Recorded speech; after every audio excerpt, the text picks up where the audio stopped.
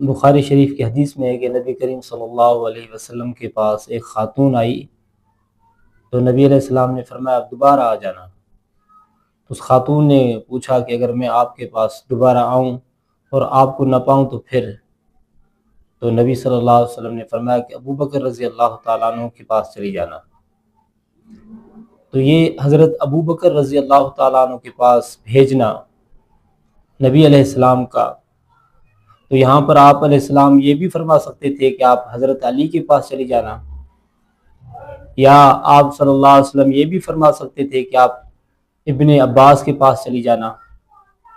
یا یہ بھی آپ فرما سکتے تھے کہ آپ زبیر رضی اللہ تعالیٰ عنہ کے پاس چلی جانا۔ تو اسی طرح نبی صلی اللہ علیہ وسلم نے ابو بکر رضی اللہ تعالیٰ عنہ کا نام کیوں لیا؟ کہ آپ صلی اللہ علیہ وسلم جانتے تھے اس بات کو کہ میرے امت میں سب سے زیادہ افضل انسان ابو بکر رضی اللہ تعالیٰ عنہ ہے اور وہی خلیفہ بنیں گے۔ نبی کریم صلی اللہ علیہ وسلم کو اس بات کا علم تھا کہ ابو بکر ہی خلیفہ بنیں گے اور میری امت اسی کے اوپر راضی رہے گی، تو آپ علیہ السلام نے اس کو اشارہ دیا کہ ابو بکر کے پاس چلی جانا اور خلیفے کے پاس چلی جانا، یعنی ابو بکر خلیفہ بنیں گے تو خلیفے کے پاس ہی لوگ جاتے ہیں۔ جب بھی کسی کا کوئی کام ہوتا ہے، جب بھی کسی کی کوئی پریشانی ہوتی ہے تو نبی علیہ السلام کے پاس لوگ آتے تھے، کیونکہ آپ صلی اللہ علیہ وسلم نبی تھے، اور نبی کریم صلی اللہ علیہ وسلم نے اس کے بعد یہ حکم دیا اس عورت کو کہ اگر آپ مجھے نہ پاؤ تو ابو بکر رضی اللہ تعالیٰ عنہ کے پاس چلی جانا۔ تو مسلمانوں کے لیے یہ دلیل کافی ہے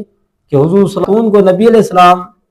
حضور صلی اللہ علیہ وسلم اس خاتون کو ابو بکر رضی اللہ تعالیٰ عنہ کے پاس بھیج رہے ہیں۔ کیوں بھیج رہے ہیں؟ بھیجنے کا مقصد کیا ہے؟ اس میں کوئی ایسی خاص بات تو ہوگی جو نبی کریم صلی اللہ علیہ وسلم جانتے تھے اور اس بات کا نبی علیہ السلام کو علم تھا کہ میرے بعد اسی کے پاس چلی جانا۔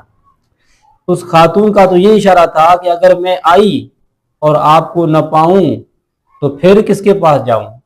یعنی اس کا مقصد یہ ہے کہ اگر میں آؤں اور آپ کی وفات ہو جائے،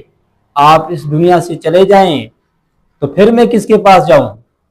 تو اللہ کے نبی صلی اللہ علیہ وسلم نے فرمایا کہ اگر آپ مجھے نہ پاؤ تو ابو بکر کے پاس چلی جانا، اور ابو بکر کے پاس جانا یہ اس بات کی علامت ہے کہ نبی کریم صلی اللہ علیہ وسلم نے یہ امت کو پیغام دیا ہے